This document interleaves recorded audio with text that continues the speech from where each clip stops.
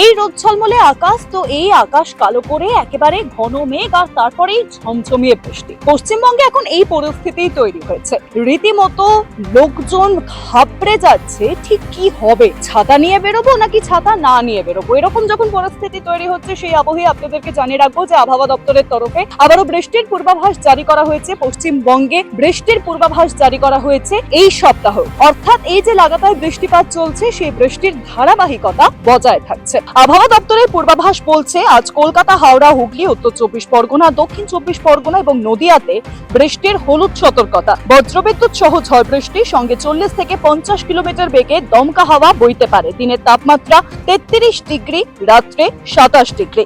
কিন্তু 79% আর্দ্রতার জন্য দুপুরের তাপমাত্রা 43 ডিগ্রি পর্যন্ত উঠবে। শুধু কলকাতাতেই নয়, দক্ষিণবঙ্গের বেশ কিছু জেলাতেই কিন্তু বৃষ্টির পূর্বাভাস জারি করা হয়েছে, যেমন পুরুলিয়া, বাঁকুড়া, উত্তর ও দক্ষিণ চব্বিশ পরগনা, পাশাপাশি 2 বর্ধমান। এই সমস্ত জেলায় বৃষ্টির কমলা সতর্কতা জারি করা হয়েছে আবহাওয়া দপ্তরের তরফে। অন্যদিকে উত্তরবঙ্গেও ভারী থেকে অতি ভারী বৃষ্টি চলবে। উত্তরবঙ্গে বৃষ্টির কমলা সতর্কতা জারি করা হয়েছে উপরের 5 জেলায়। তাই আজ অপ্রয়োজনে বাড়ির বাইরে কোনোভাবেই বেরোবেন না। বজ্রপাতের সময় গাছ ও খোলা মাঠ এড়িয়ে চলুন।